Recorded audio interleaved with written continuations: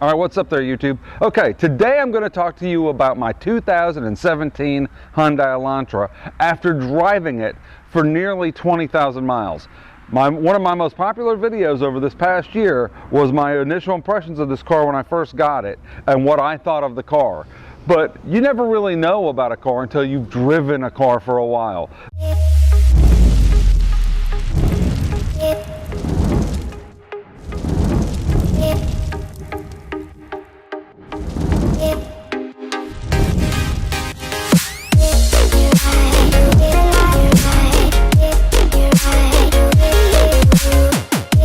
How about somebody that actually drove the car for 20,000 miles and let's get their impression. So that's why I'm making this video, because right now 2018 comes up, 2019, the end of 2018, you'll start to see these cars going on sale used, and maybe you want to know about what this car is like, if it was a trade-in for a lease or something like that. What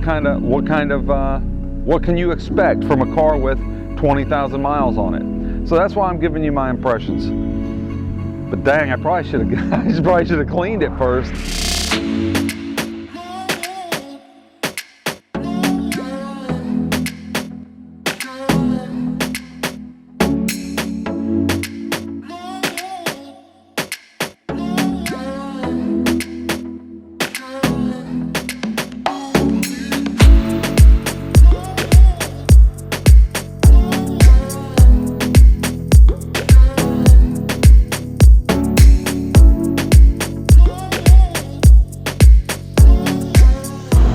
This morning I got up and decided, hey, I set an appointment the other day to have my oil changed in the Hyundai, and so I've been waiting at my dealer, at the dealership where I go, where I bought the car. I got a free oil change and they wash your car. The car wash is included. So I thought, okay, great, I'll wait and not wash it. So I cleaned up the inside of the car and made it look nice, just like it always, made it look nice on the inside. But then I thought I'll leave the outside so they'll clean it. So it got real dusty, and I didn't want to finish the video because I thought I'm going on Monday to have the oil changed anyway, and I'll make the video right after getting my oil changed. So this afternoon I was going to finish the video, or do a lot of it. I'm going to get a drone shot and stuff. You'll probably see that here.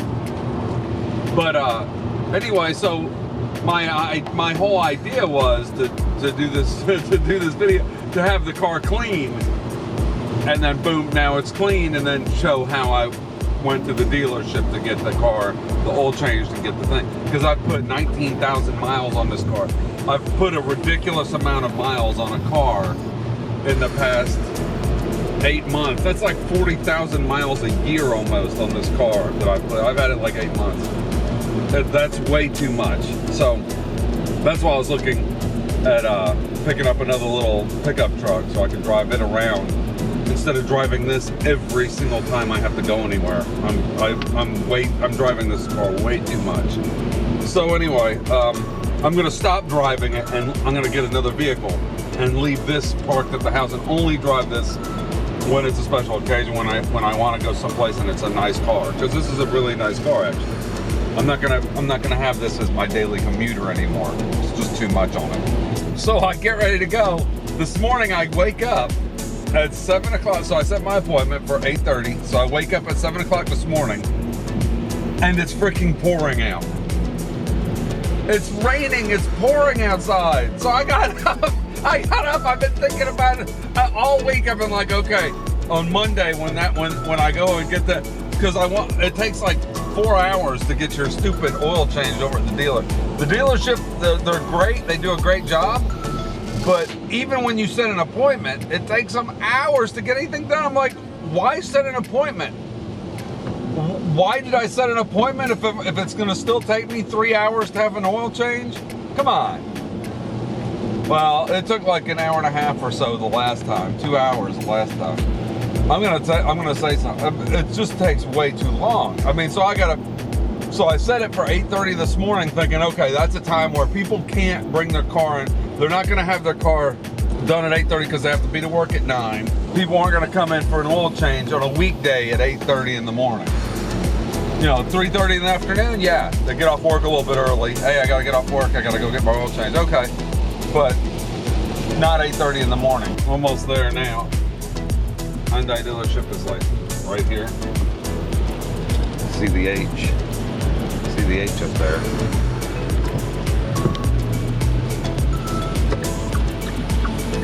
It's right here. This is where I bought my car. At this Hyundai dealership right here. So. Alright, so bam. Now it's clean. You saw the thing. It was raining earlier and now it's not. So I thought I'd go ahead and finish doing my review of my follow-up of my 2017 Hyundai Elantra. Now, this car has been a great car.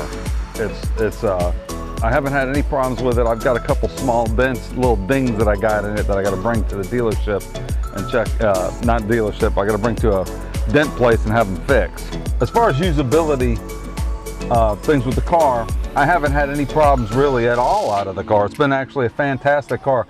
I do have a couple little quirks that I noticed that are slight annoyances. One being when you're on the radio, if you've got Bluetooth connected and you're driving and you're listening to music from your phone and it's going just through Bluetooth, when you turn the car off and it gets disconnected from the Bluetooth, when you turn the car back on, like you get back in to leave again, it automatically defaults back to XM radio. Now, if you don't have a subscription to XM radio, it's kind of annoying because all you're doing is listening to an ad for a couple minutes while you click back through and get back to what I would rather it defaulted back to just the regular radio. So at least you can hear regular radio until you do the thing. But I found the solution to that.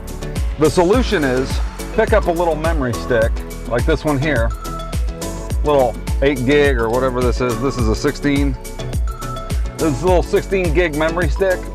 Throw a bunch of your music on it and then put it in the little USB port. And what happens is I end up listening to this a lot more than the Bluetooth, but when I listen to Bluetooth, it defaults back to that. Or it defaults back to something else. I'm not sure. But either way, it's become a lot less of an annoyance to me since I've changed over to using the memory stick for the audio instead of, you know, using a thumb drive for the audio instead of listening to my Bluetooth for the audio. I haven't had any problems with paint peeling or anything like that. I do have a couple, there's a minor scratch right here. I don't know how that got on there. This little area the little area around the shifter always gets dirty. It's hard to keep anything clean that has little tight cracks. You got to get a toothpick in there and clean the dust out. But that's typical of any car. I mean, it's not like this car is unique for that feature. That thing is unique to this car. It's a standard thing. The armrest right here, where the armrest is, this plastic is like a soft plastic. It's plastic, but it's like coated with a soft finish. And it gets small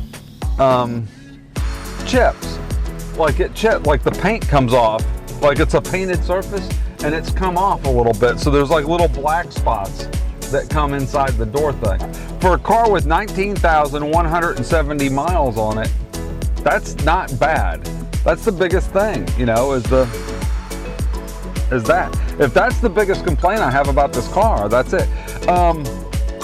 I do notice a little bit of road noise, a little bit more now that I've driven the car for a while. I'm sure it was there at the beginning, but I just didn't notice it because I didn't drive a brand new car before this one. I had older cars. So I was already used to this already being quite quiet. The seats are holding up well. My driver's seat, I clean it as often as I can. It does have a little spot that wears. I'm going to show you that right now. There's a little spot right here that has some wear on the seat itself, on the little edge where you sit down. The sunroof is great. Everything's great in the car. Everything works fantastic. It's still, I hear a little bit more road noise than I'm used to.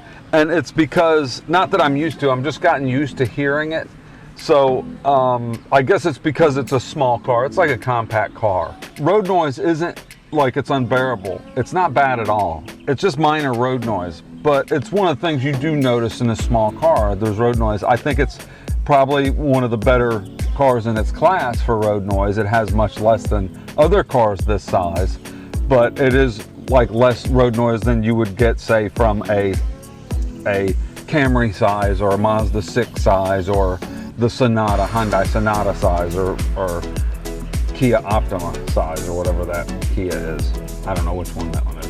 Whatever the one that's the same, you know, the one size up from this. But then again, it also has, you know, it gets better gas mileage than those, and it gets, it's smaller than those. So it's give and take. It's 6 one, half dozen of the other. Also, I just noticed this today or yesterday. It's like a bump, like a crack. There's a crack right here in this plastic piece. And I didn't hit it with anything or cause anything to hit this plastic on the climate control window. There's no dent or like a scratch, like a knife scratch or anything. I've never taken a knife or anything like that to this, but I see there's a scratch or something in it. Anyway, this is obviously plastic, but it looks like metal, but it's plastic. This is metal here, but this is like plastic on the side. It's what happens when you drive a car for 20,000 miles. These are the kind of things that happen.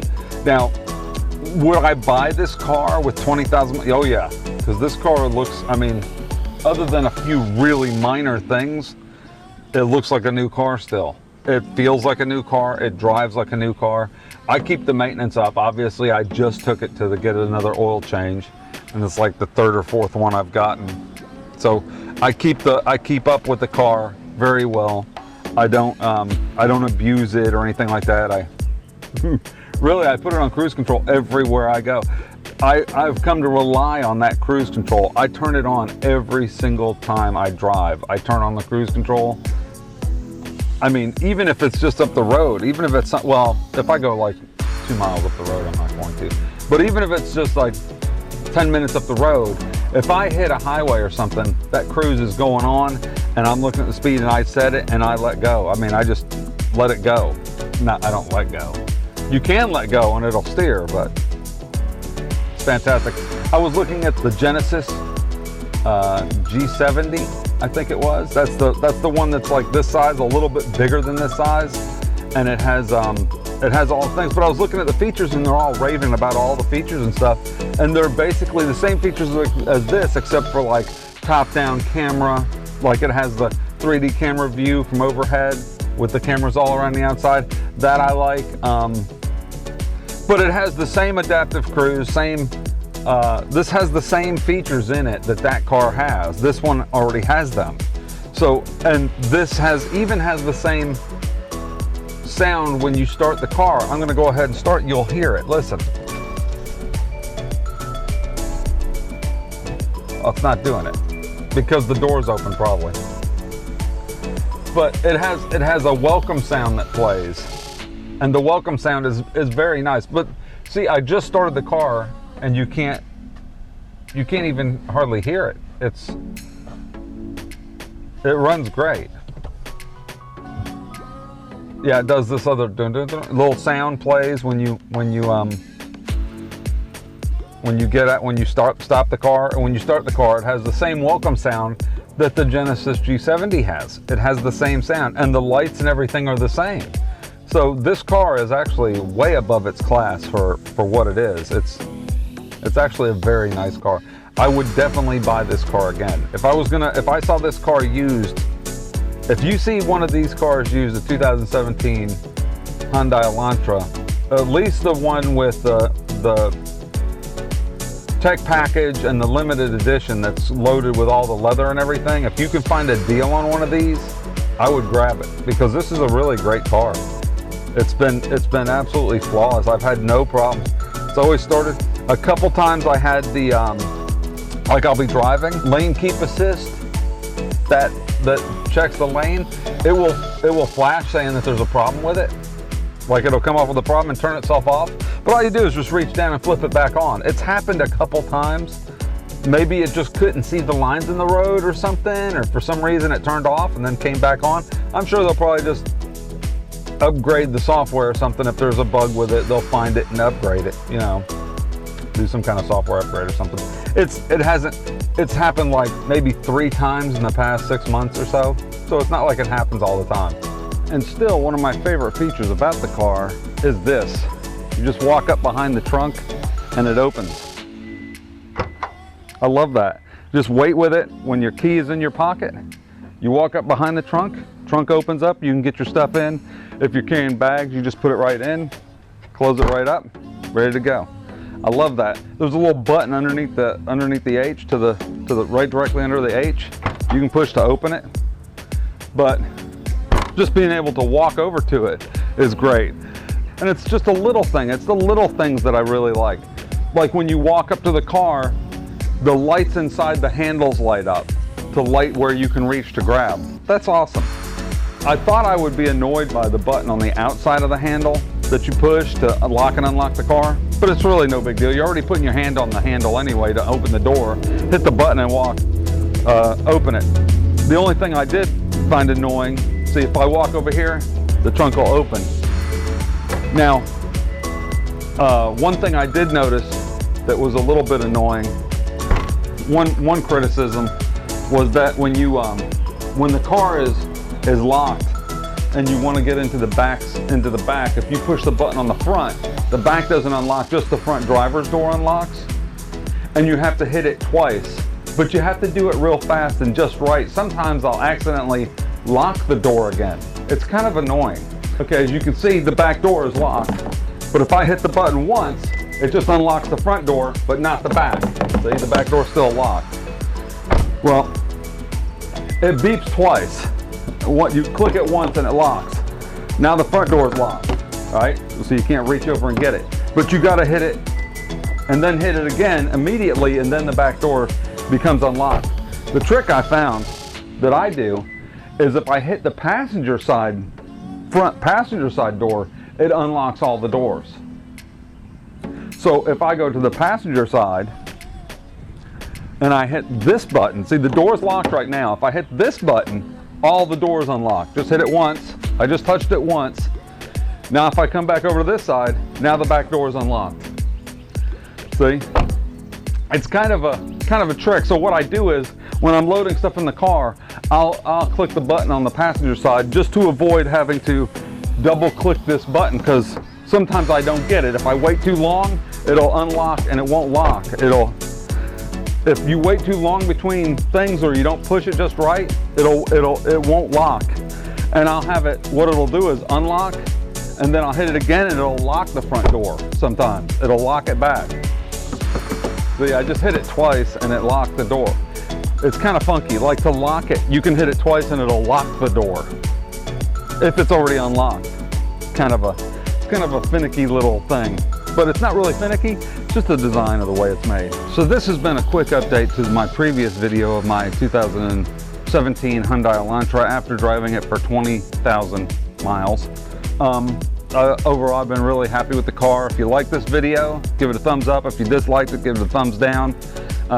Hopefully I'll do more videos of different things, but I thought I'd just give you an update on the car and after driving it for 20,000 miles. In case you're thinking of buying a used one, like it's a 2017 model, probably in just a couple months they'll be announcing 2018, 2019 models will be, rolling out, and these cars will be going on sale for people that had them for like a 1 year, 2 year lease or something like that. So if they got them in late 2016, they'll be ready to be sold, and you'll be checking one out if you're looking to buy one used. And I couldn't recommend it more for somebody that at least keeps it up for a used car. But anyway, so that's it folks. Thanks for watching YouTube. It won last night. I appreciate everybody. I had like 2,000 entries for the giveaway, so I really appreciate everybody, and I'm glad everybody got a chance to at least do it again. I'll do it again later. I'm up to like 1,585 subscribers, so get another 500 subscribers and maybe I'll do it again with $200. Who knows? Or maybe I'll give away something else. Who knows? Maybe I'll give away this car. Nah, I gotta pay too much on it to be giving it away. I can afford that. It's not like I'm making money on YouTube. But anyway, take it easy, YouTube. Thanks for watching. Bye.